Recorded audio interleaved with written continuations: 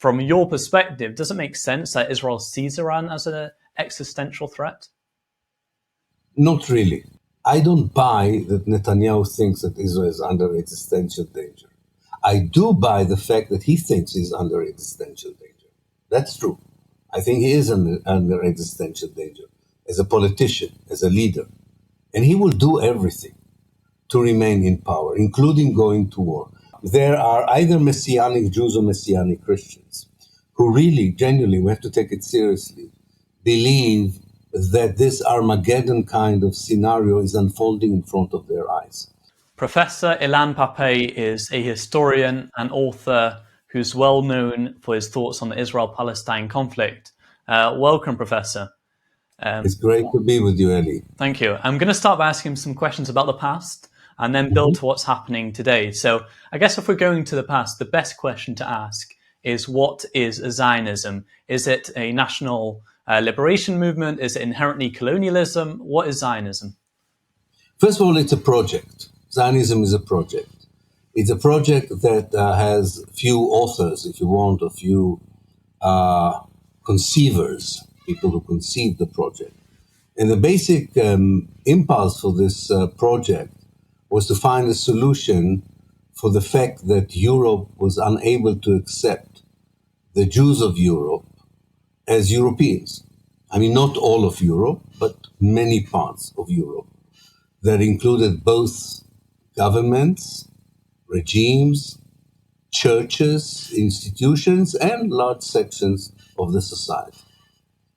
In order to deal with this issue, and before, of course, a certain group of people had the idea of even the most drastic and horrific way of dealing with that problem, namely the Nazis during the Holocaust, it was decided that probably the best way is to help the Jews of Europe to build a Jewish state, a European Jewish state, elsewhere.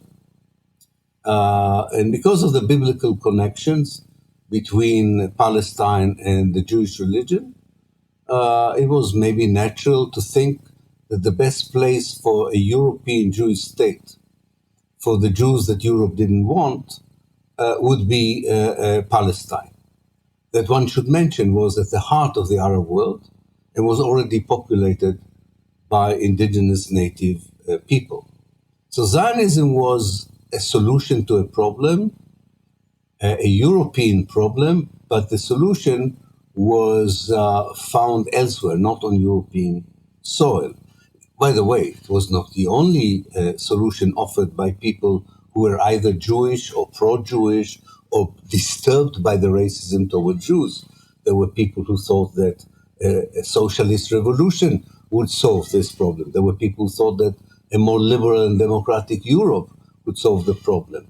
There were the Orthodox Jews who believed that Jewish suffering was part of the deal of living as a Jew, and therefore were not seeking, in many ways, a solution, so to speak. But that particular group that was supported by Christian Zionists who also believed that this solution serves their religious dogma, and some British imperialists who believed that it serves the British Empire's interest, honed on Palestine as the best solution. And that's how Zionism became a project for building a Jewish European nation, if you want, in Palestine as the best antidote to anti-Semitism in Europe.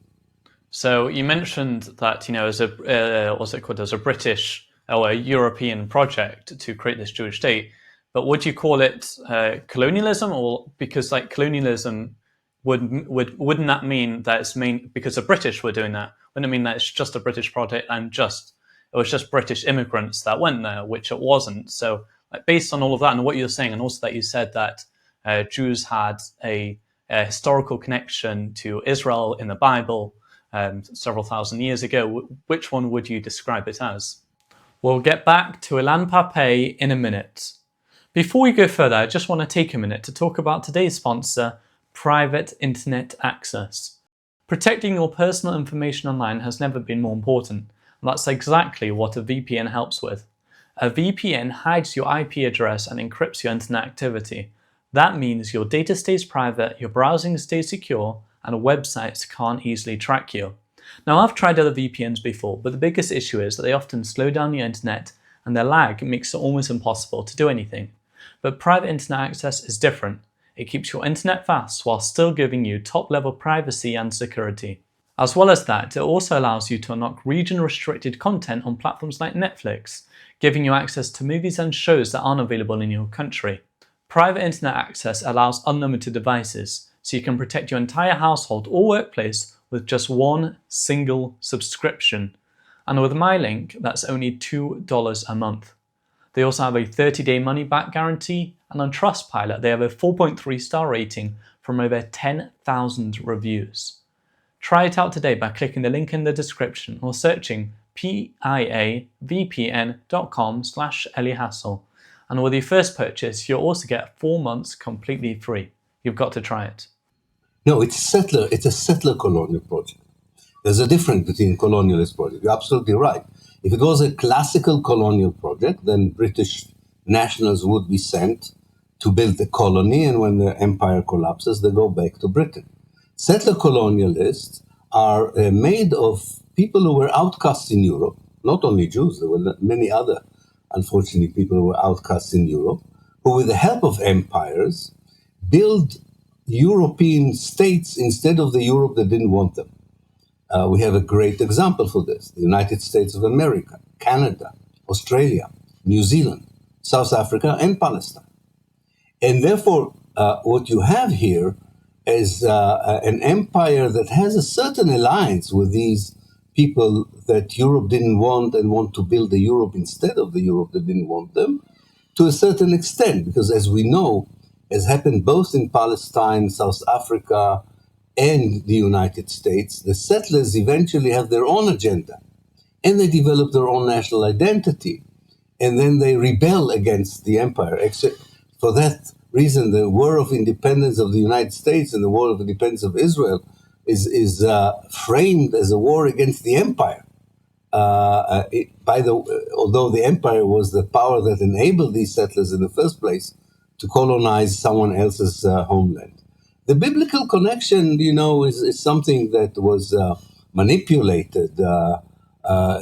Christians had as strong connection to the Holy Land as Jews did, and the Muslims also had quite a strong connection to it. So the connection didn't justify the colonization of Palestine, but it added some validity, at least in the eyes of Jews and those who supported the Zionist project, for the idea, and therefore they invented this notion, which doesn't sound that logical, that actually we're talking here of people who are returning back home after 2,000 years. People don't return home after 2,000 years. We don't know what happens to people within 2,000 years. But this was the narrative. It worked very well with Christian fundamentalists, with a lot of Jews. It worked less with the Palestinians themselves and the people of the Arab world, of course. Does it? So you mentioned these other countries which would also which would definitely be called settler colonialism, America, Australia. Does it make a difference if Israel was started off as a settler colonial state? Today, does it make a difference? In what sense do you mean it makes a difference? Does it make a difference to what Israel was when we talk about Israel, we say it's a settler colonial state, and Jewish or Israelis will say it's a national liberation movement. Does it make a difference which one it is? Oh, of course it does, because only if you accept that first of all, the Zionist project in Palestine was a settler colonial project that created the settler colonial project, you understand the impulse and the motive behind the Israeli actions against the Palestinians. If you don't accept this framework, you buy into the Israeli narrative that actually the Palestinians are the new anti-Semites and they're fighting Israel because they like to kill Jews. If, however, you think that the Zionism is a settler colonial movement, and like all settler colonial movements, without any exception, could not see the project of settler colonialism materialize without eliminating the indigenous people, you understand both the Israeli action and the Palestinian reaction to the Israeli action. So it gives you a very different perspective on the origins of the violence in Palestine, I would say it also gives you the perspective of what is the best way forward if you accept it. So that's a very important framework that defines your understanding of the past, the present, and the future. That definitely makes sense. I asked you last time we spoke, and I want to ask you again because I think it's quite interesting. Do Jews have any right to create a Jewish state? And I think that'll be broken up into two parts. One is, do Jews have a right to build any state at all as a people, as a religion? And number two, do Jews have any right to build on that specific land from the river to the sea? But I think you've touched on that already. Yeah. I think if Europe, as it should have, offered the Jews a state on half of Germany, I would be the greatest supporter of this idea. I think that would be a real good compensation for centuries of anti-Semitism and the Holocaust. Building a Jewish state at the expense of people who had nothing to do with European anti-Semitism, that could only be built by dispossessing the indigenous people, was a very bad idea. But it already happened, so we have to deal with it as a fait accompli, but we're talking about historically. So Israel legally is of course, a legal state because the United Nations recognizes it as such. Is it a legitimate state? That's a different question.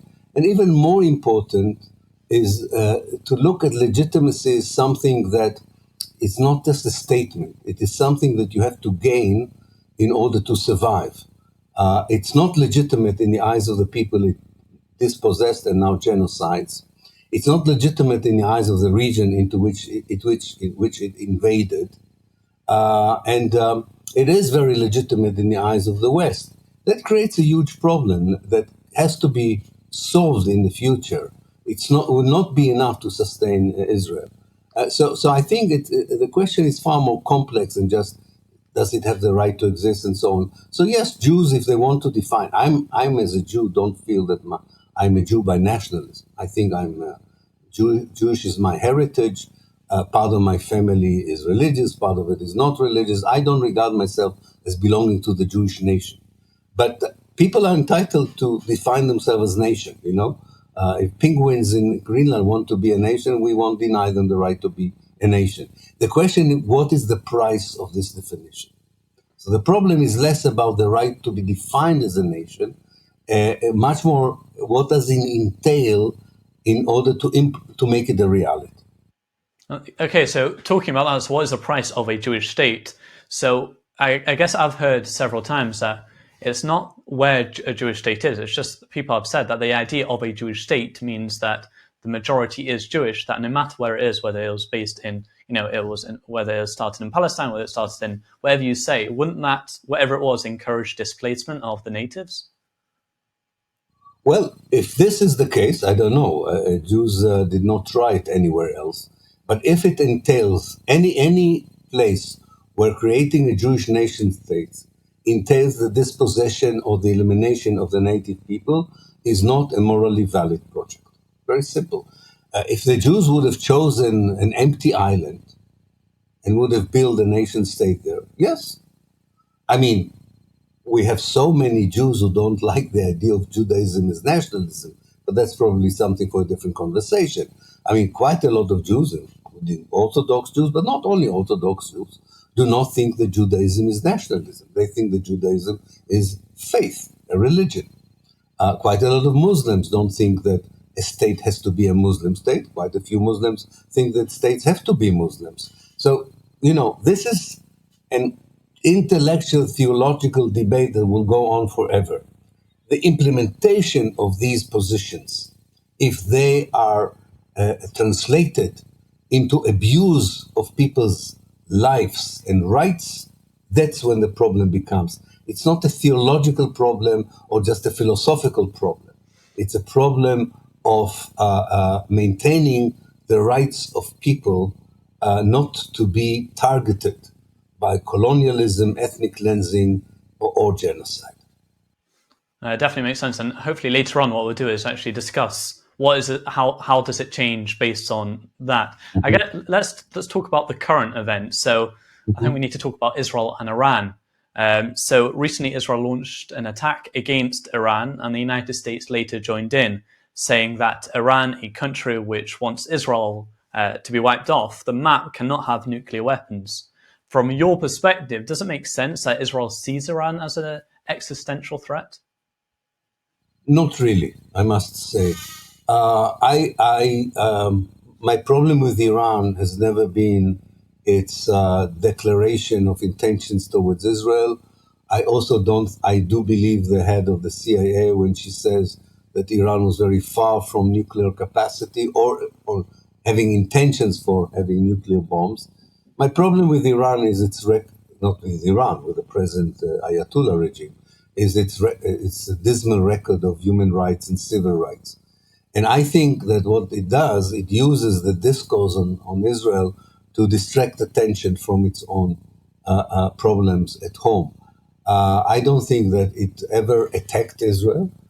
Israel, 3 times, I think, by now, initiated attack on Iran. And therefore, I don't think that it is an existential or was an existential danger of Israel. Apart from it, I'm not an expert on nuclear bombs, but I'm a little bit expert of Israel and Palestine. I lived here for 70 years. If you drop a bomb on Israel, half of the people who would die would be Palestinians, and Lebanese and Jordanians. Yes, I know that we think that the Ayatollahs are a bit mad, but are they that mad that they won't care to kill millions of Palestinians together with millions of Jews? I mean, I know the history of deterrence of the Cold War, not my field of expertise, not my cup of tea. But I understood that powers and state, even today, India and Pakistan, are holding on to nuclear weapons as deterrents, not in order to use it. Not in order to use it. The moment you use it, you are destroying yourself. It's funny how the analysis of the Iranian nuclear ambitions, let's put it this way, is even different from the analysis of the nuclear ambitions of North Korea. Why should it be such a different analysis? The analysis is you have regimes which are not very popular with their own people, who feel threatened by external powers and believe that this deters the external powers from destroying them. That's what we have now. That's one side of the story.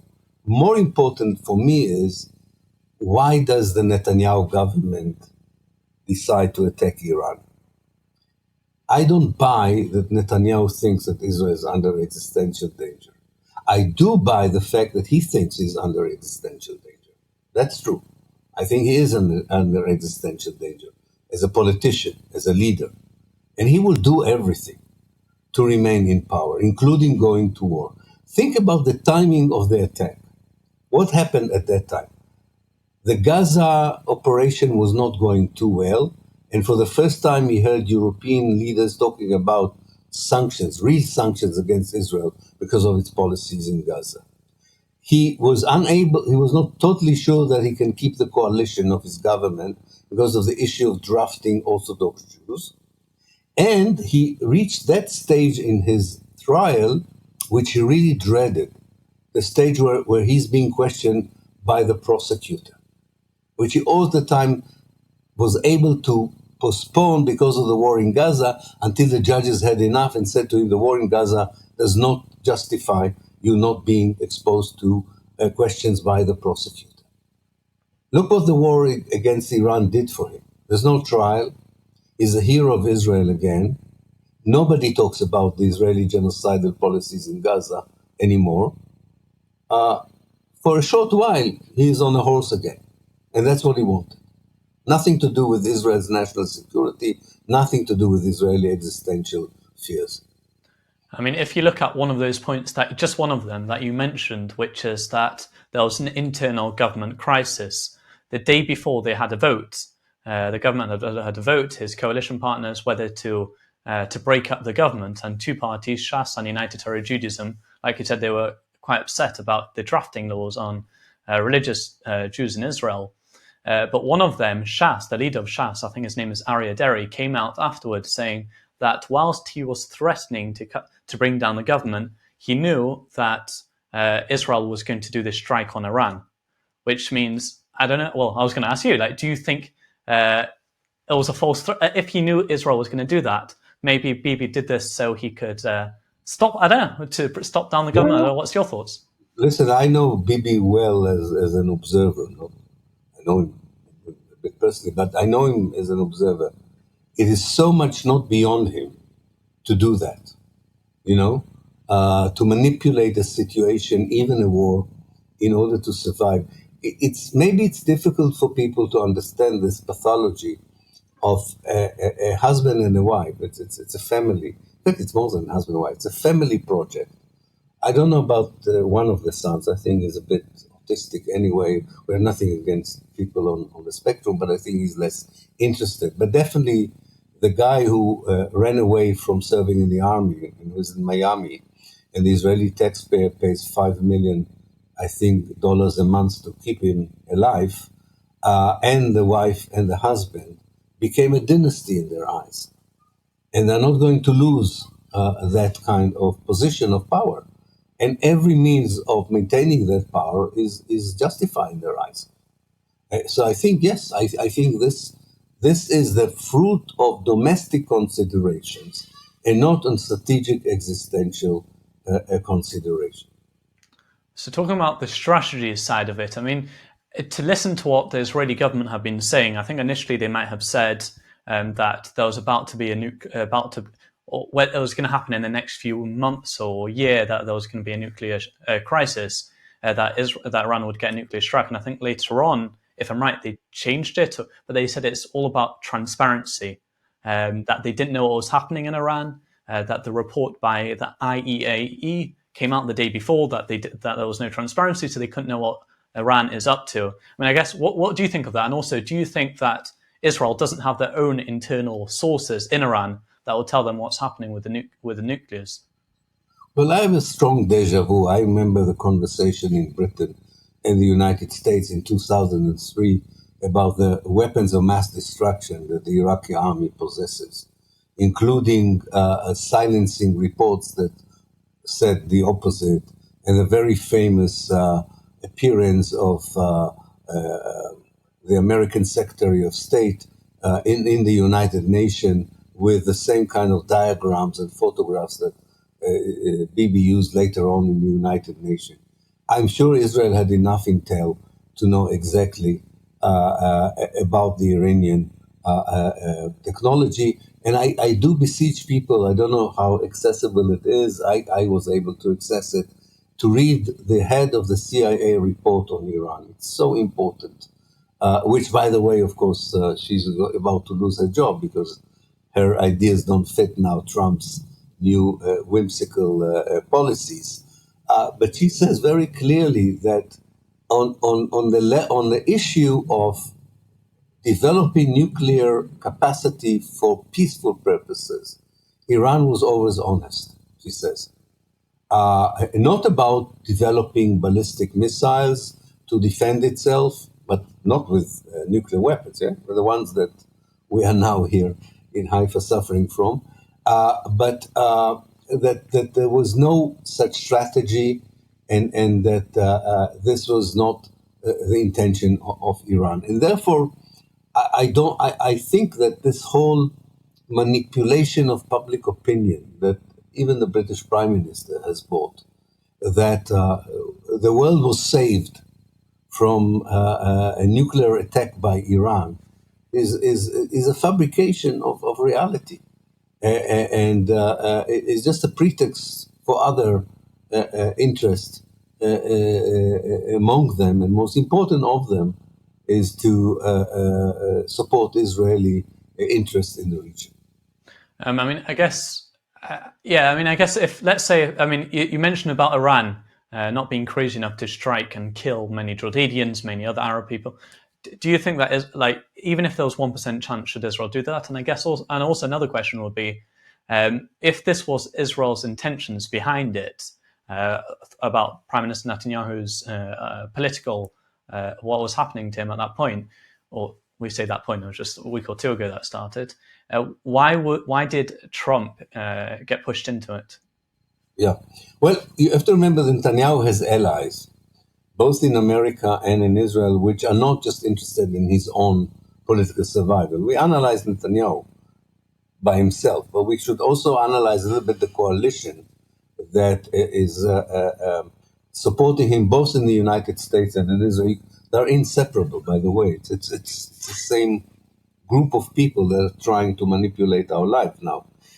There are either Messianic Jews or Messianic Christians who really, genuinely, we have to take it seriously, believe that this Armageddon kind of scenario is unfolding in front of their eyes. And they're very much looking for an Iranian retaliation on American bases in the next 24 or 48 hours, hoping that this would, trigger this global war that would open the way from a Jewish messianic point of view to the rise of the biblical kingdom that the whole Middle East bows to and is afraid of or defers to, or in the Christian world, the second coming of the Messiah, the resurrection of the dead, and the end of time. We have to take this seriously because they believe in it seriously. You know, I live not far away from Megiddo, where, and I hear those American priests who come here with huge groups of people explaining to them that this is exactly the place where this would happen. And I think they take it very, very seriously, and I would take it very, very seriously. So Trump has a weird coalition behind him. That's Bibi's coalition that I was talking about. Trump has a different coalition. He has part of these, if you want, Christian fundamentalist fanatics, but he also has these isolationist neocons, if you remember, that also support him. Now, the isolationist neocons are not crazy about the idea of American war in the Middle East. On the contrary, they thought that they helped Trump to be elected actually to isolate the United States, not to be involved in any war in the world. And there was a clash between his Christian Zionist supporters, who loved the idea of the war, and the isolationist neocons who dreaded the war. He gambled on one group against the other. We will see.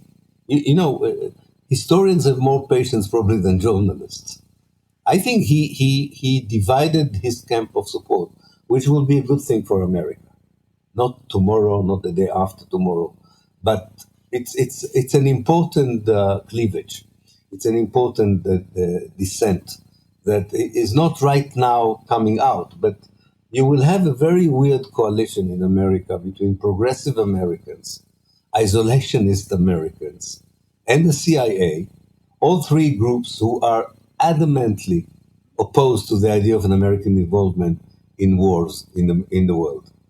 We'll see how it develops, But yeah, for the time being now, I don't know Trump that well. I'm not a Trump apologist, but I do think that he's a child a little bit. And I do believe it's easy to manipulate him to one side or the other in a whimsical way in a moment this is not strategic thinking. This is not long pondering. This is very, I would say, intuitive, impulsive man. It's frightening that we are ruled in some places in the world, in some key places in the world, by populist leaders, impulsive leaders, childish leaders. But let's face it, this is 2025.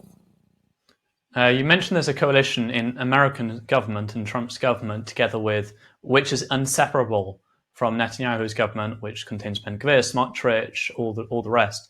What coalition are you referring to there from America to Israel that's inseparable? Yeah, the key man is Happe, the American ambassador in Tel Aviv. This is a coalition between the Messianic Jews who grew into a very potent political power in Israel.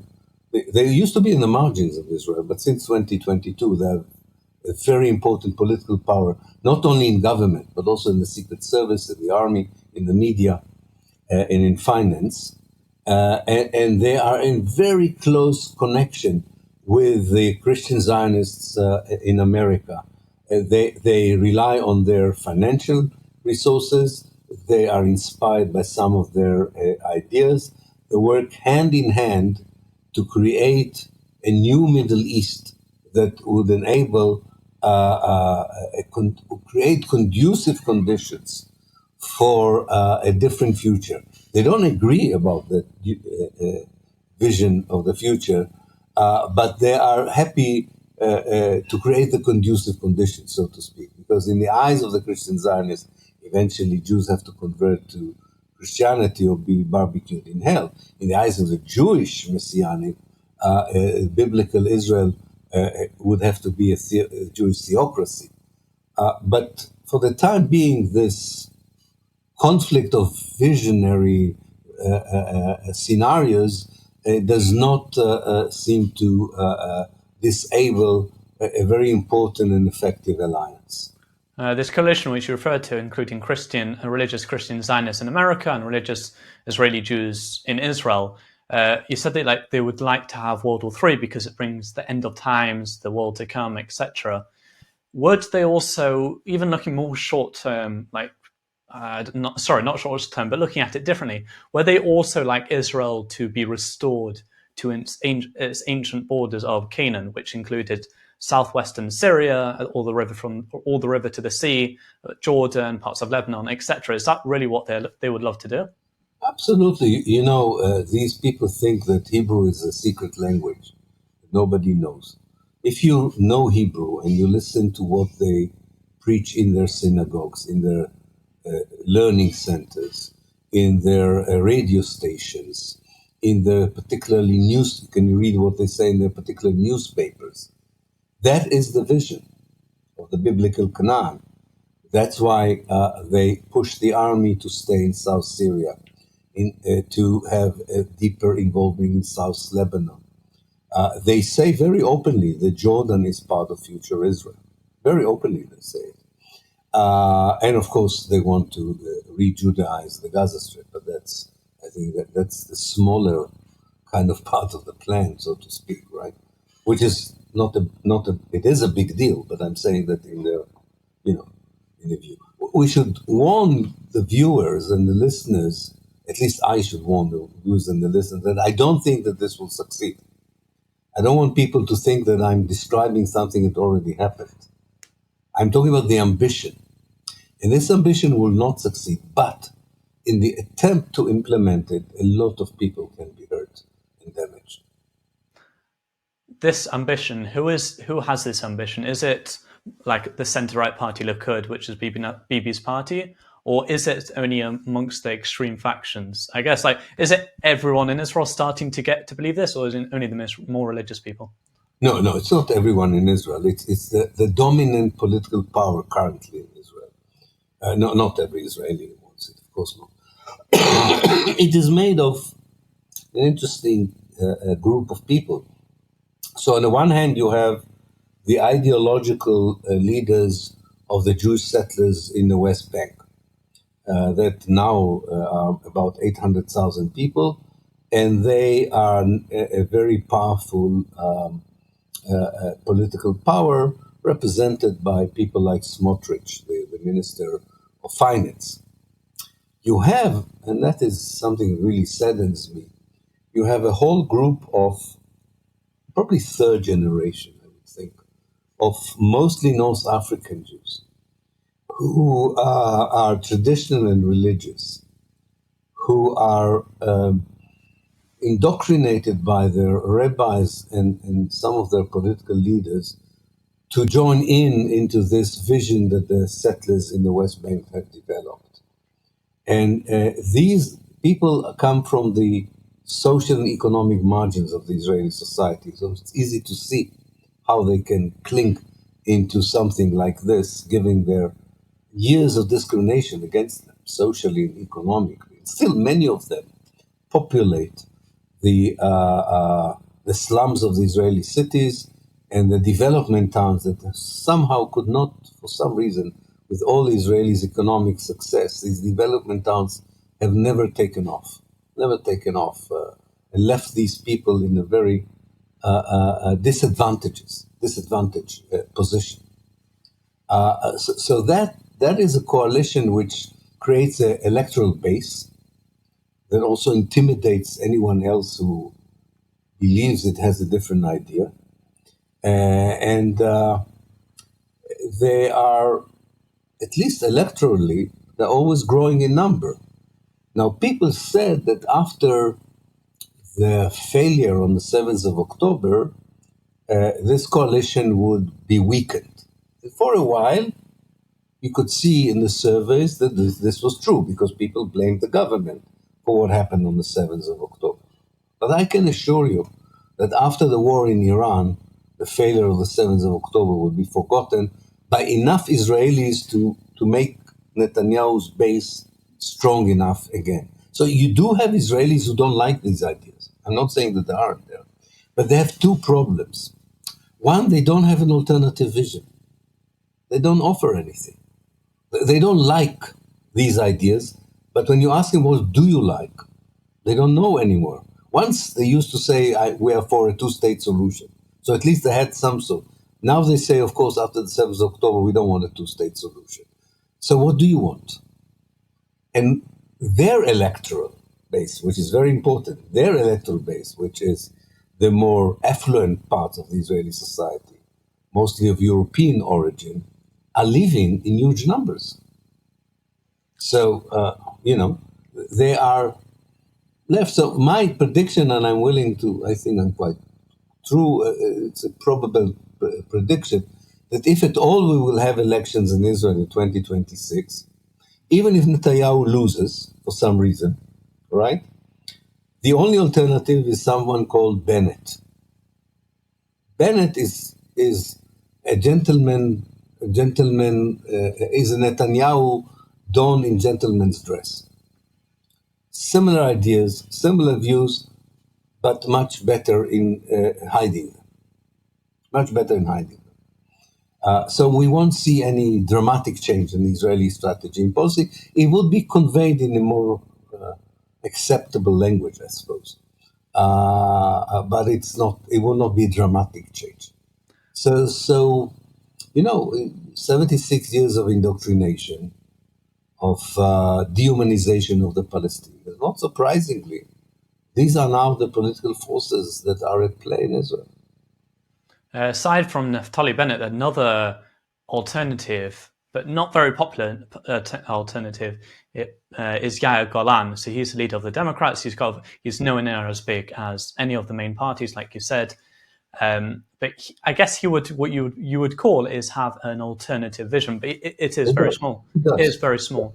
So would you say, especially as you mentioned all the demographic changes, which are really important to note when you talk about internal Israeli changes, that the religious groups are growing at a much higher rate than than the secular groups due to birth rates and other reasons. Would you say that from now on, like looking into future elections, there'll only be people who believe in this greater Israel, there'll only be people who are very religious? I mean, because you look back, there were many secular people who led Israel, but now are you saying it's changing from now on?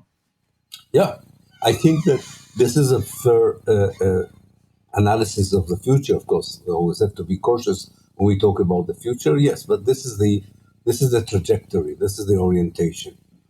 You will have opposition of people like Golan and so on, but they will never have the power to be part of the power, so to speak. And Golan has another problem. I mean, the only way of maybe having some sort of a counterforce is to work together with the Palestinian citizens of Israel, the 48 Arabs, who are 20 to 22% of the Israeli population. But he's not going to do this. Zionist parties never were able to accept the Palestinian citizens of Israel as equals. And because of that, they would never have enough electoral power to seriously challenge the right wing and the center right wing. So yes, I think that's what we are up to. What is really surprising that even if you hear the more moderate part of this possible coalition of the future, people like Benjamin Gantz and Yair Lapid, who are, let's say, they're center right, they're not right. They are constantly asked by Israeli journalists, because Netanyahu doesn't talk to Israeli journalists, he just tells them what. At least these people are willing to be interviewed, to their credit. So when they're being asked, how do you see the future? It's very interesting to hear their answers. Well, we are into 50 to 60 years of wars which we have to win. Now, I'm asking myself, a person with a modicum of normality in them, would they stay in a place like this if they had options? If even their moderate leaders tell them the next 50 years is bloodshed, the best scenario is that bloodshed does not bring our downfall. That's what we promise you. 50 years of endless violence. That's what I mean. They don't have an alternative. Now, of course, I think there is an alternative. I all my life believe there is an alternative. But for that, you need the fundamental rethinking about the whole issue of what Zionism is, as we started our conversation. What can be undone about history? What cannot be undone? Not everything that was done in history can be undone. But you need leaders. You need bold leaders with imagination and people who can release themselves, as I did, being a product of Zionist indoctrination, from the dehumanization of the Palestinians, the racism towards the Palestinians, and the ability to liberate yourself from a narrative which was a false narrative and manipulated. Before we go on to talk about that alternative future you discussed, I just want to ask you one last point about the trajectory of Israel's government. You've mentioned quite a lot about it, and I've heard in other interviews you've said that I listened to in preparation for this, that you said that Zionism is disintegrating and collapsing. What do you mean by that? I mean, we're seeing the beginning of the collapse, and I'm very careful by saying, because I'm a historian, that the beginning of collapse is a long period. It's not something that happens. But I, as an analyst, not as an activist, I can detect discrete processes that each one of them by themselves is not going to undermine Israel as a Zionist state. But there will be a point in history, I do believe, when these discrete processes would fuse together into a very powerful, transformative moment. And that happened to many countries where regime changed, or countries like South Vietnam that totally disappeared. I'm not the only one. I mean, if you read Haaretz, for instance, you can see quite a lot of perceptive and clever people have already indicated some of these processes. One of them is what we have spent time talking in the last 20 minutes, this clash between secular and religious Jew, which is not bridgeable. This is a gap that you will never bridge between people who want to live in a liberal country and people who want to live in a theocracy. You can't bridge over that. You can't have a liberal theocracy. So that's one, this kind of cold civil war. The other one is every day that Israel is involved in the war in Iran, and before that, every day it was involved in the genocide in Gaza, cost billions of dollars, which frankly Israel doesn't have anymore. Yes, the US have this amount of money, but we talked about isolationism in the US. A country that depends on the American treasury, I'm not sure is viable for too long. And Israel still will able to sell a lot of weapons, that is true. Unfortunately, every government wants weapons, whether it needs it or not. Like the Dutch government bought 300 anti-missile missiles, which it doesn't need, instead of investing it in hospitals in Holland. But that doesn't matter. I mean, but even that, we're seeing now the dividends from the sales, they don't come close to cover up the deficit that Israel has. Not to mention the fact that there are far-reaching economic problems for a country that has been involved in a war for more than 2 years. You have the Jewish communities around the world, the younger generation, that disassociates itself in a very accelerated process from Zionism. Some of them choose to support the Palestinians. Israel, without support of world Jewry, would find it very difficult to remain a viable place. And you have international isolation, yes, not by governments as yet, by civil society, but we already saw signs, as we remember from the case of South Africa, when the movement of regarding a state as a pariah state begins in the civil society and eventually is adopted by politicians, not because of moral reasons, but because of electoral reasons. Okay, so let's go. Sorry. No. These are just ones. I don't have time to go to all of them, but Yeah. these are the most important ones. Yeah.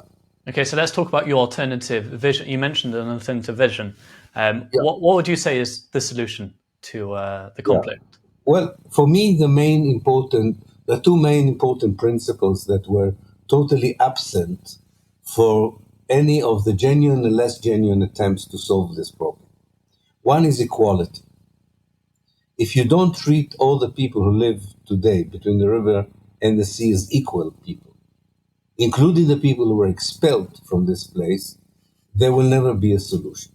Now, a Jewish state will never be able to, as we know, it will never be able to to treat the Palestinians as equals. The two-state solution at best offers the Palestinian 20% of Palestine without real sovereignty.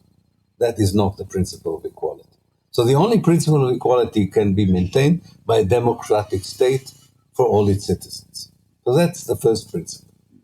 The second principle, again, one that was never respected in any of the genuine and less genuine attempts for peace, was that the Palestinians should tell us first and foremost how do they envision the future, not the Israelis, and then let the Palestinians react. You need the colonized people, the occupied people, the people who were ethnically cleansed and now genocided, to tell us how they view the future. What is their vision for the future? We might accept it, we might argue with it, but let's hear that.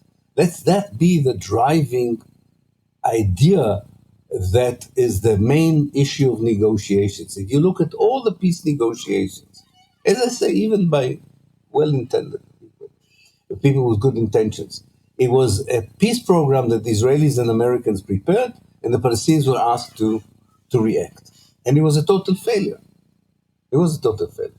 My guess is, and again, I'm saying it by talking to Palestinians, but being very close to the Palestinian National Liberation Movement, with all the problems, and we know there are problems of disunity and fragmentation and so on, with all of that, and especially when I'm thinking about the Palestinian younger generation, I think the impulse there is to build a state that is, first of all, free from colonization, oppression, and ethnic cleansing, that is based on principle of democracy and equality, but also on transitional justice, namely rectifying evils of the past that can be rectified, such as allowing the refugees to return to Palestine. All this has to be worked out, of course, but we wasted hundreds of, no, I don't want to exaggerate. So let's say we wasted 50 years in devising plans that had nothing to do with reality. It will take time to build a proper program, but the principles, I think, are quite clear.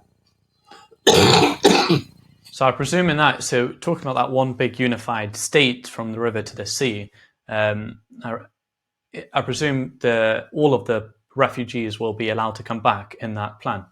Those who want to. Not sure all of them would want to. Those who want to, you're right, yeah, of course. I mean, people who have a nice house in Detroit would not.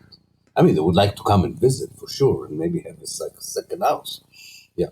So you won't force everyone to come back, but I want them all to come back. Yeah. I would like them all to come back. Yeah, definitely. But so if you look at it from the the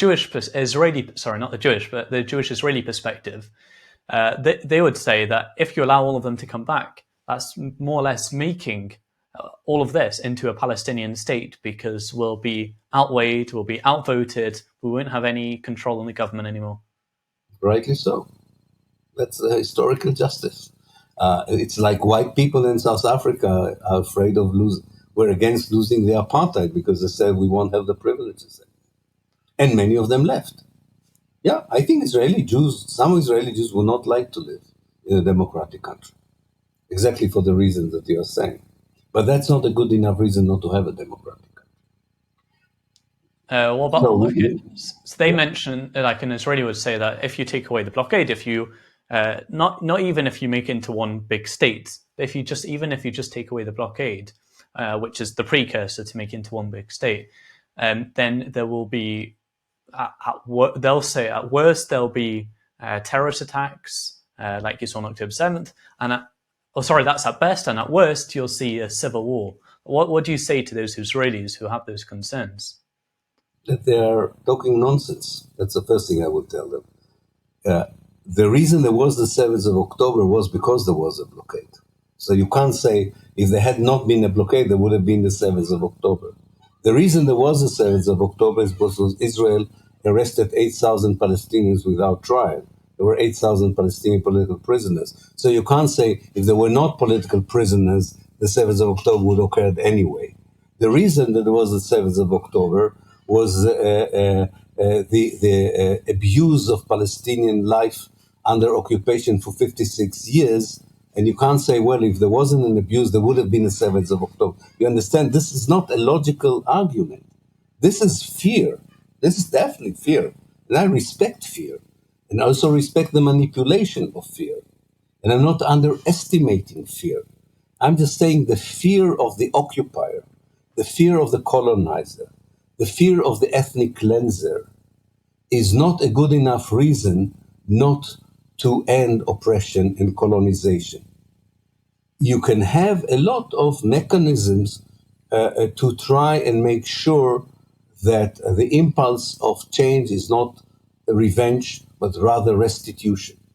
My knowledge of the Palestinians, and I'm saying it with great responsibility, I believe the basic impulse of the Palestinians, the vast majority of Palestinians, is to have normal and natural life, something Zionism denied them since the late 19th century. Their impulse is not revenge. Their impulse is not to kill anyone. Their impulse is to have once in their lifetime as a nation, normal life. Normal life does not include killing your fellow citizens. Normal life means I can go to school without being arrested. I can go to my business without it being demolished. I can cultivate the land without settlers coming and setting fire to it. This is what normal life is. And I know the Palestinians very well. I've been part of their political system for many years. This is the impulse. Unlike the impulse, I'm afraid of the Zionists, which is to eliminate the Palestinians. I would ask you about the two-state solution, but I know you mentioned your disdain for it. You mentioned that it doesn't solve any of the conflict because of all the refugees that are not in those territories, which would become the Palestinian state. What was it ever relevant? Can it ever be relevant, or is it just off the table full stop? First of all, maybe it was relevant on the first few days after the June 67 war, when not even one Jewish settler was there. But even then, that would not be a moral solution. It would be a step towards a better solution, in the sense that it only catered for 80% of Palestine and only for the future half of the Palestinians. It's like you have an illness that affects the whole body, and you find some solution to ease the pain in your hand and legs, but you haven't solved the illness. So I think that both morally, it was never for me the right solution. Now, of course, it's also not practical anymore because of the presence of 800,000 Jewish settlers in the West Bank, the Israeli mindset that particularly changed in this century. But I do believe, you keep saying the big would be one big country. Some of your viewers may think that you're talking about Britain. It's a very small country. It's ridiculous to petition. Really, it is ridiculous to petition. It's a small country. And before actually the colonial powers decided this is one country, a separate state, and that Lebanon is a separate state, organically the whole Eastern Mediterranean was one political system, as it should be. Because people have a lot of affinity to each other. They were, the cultural family social and economic relations was such. This is actually the future of this area, to be one.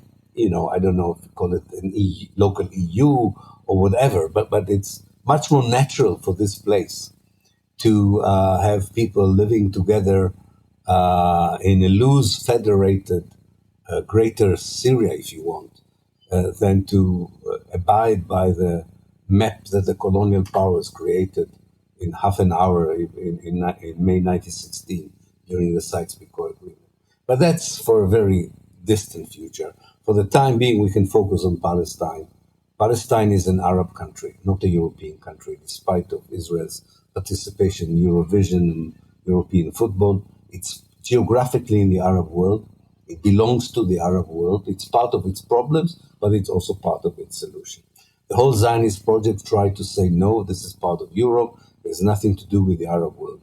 And that trying to alienate yourself from the Arab world brings alienation from the Arab world.